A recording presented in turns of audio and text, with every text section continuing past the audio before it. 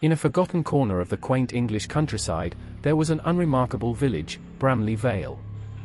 What made Bramley Vale stand out was a curious local legend, whispered for generations, about a derelict mansion at its outskirts, known as the Whispering House.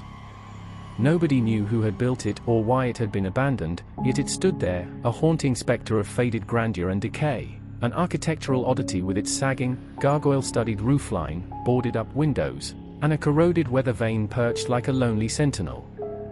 The legend told that anyone who dared spend the night inside the Whispering House would wake up in a different era, their fate bound forever to the mystery of the mansion. One day, a skeptic and adventurer, Richard, newly arrived in Bramley Vale, decided to dispel the superstition. Armed with a flashlight, a sleeping bag, and a chronograph pocket watch, a family heirloom, he marched to the Whispering House. The mansion was eerie, with cobwebs dancing in the corners and a musty smell clinging to the air. Unfazed, Richard set up camp in the grand parlor, its elaborate fireplace a mere ghost of its former glory.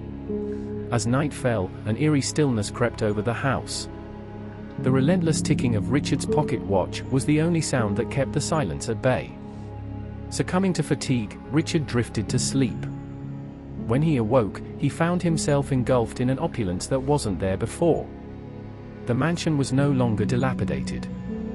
The parlor blazed with warmth from the fireplace, elegant paintings graced the walls, and crystal chandeliers sparkled overhead. Outside the window, horse-drawn carriages and gaslit street lamps replaced the familiar view. The pocket watch in Richard's hand was eerily static at midnight, its incessant ticking silenced. Richard roamed the mansion, marveling at its grandeur. Yet, an unsettling feeling crept upon him. He realized he wasn't alone. He could hear faint whispers of unseen occupants, laughter, conversations, even footsteps. Growing bolder, he followed the sounds to a hidden study, where he found an antique mirror. As he gazed at his reflection, he noticed figures in the background, regally dressed, acknowledging him with a nod. A chill ran down his spine. The Whispering House was alive, and he was its guest. Richard rushed back to the parlor, his heart pounding, only to find his sleeping bag replaced by a regal four-poster bed. He clung to the pocket watch, his last vestige of reality, but it remained unresponsive. Days turned into weeks. Richard was trapped in a perpetual midnight, amid the ceaseless whispers of the mansion's spectral inhabitants. The outside world remained an unreachable fragment of a different time. He was a prisoner of the Whispering House, a reluctant player in its eternal drama. In despair, Richard remembered the watch. He wound it, praying for a miracle. Suddenly, it chimed midnight. A familiar stillness swept the mansion.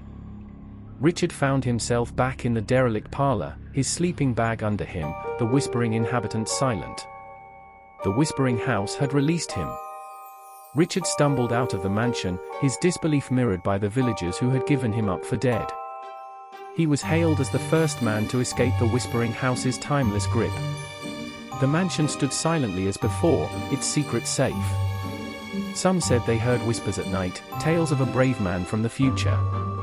But Richard never ventured near the house, forever haunted by the echoes of whispers from a different era.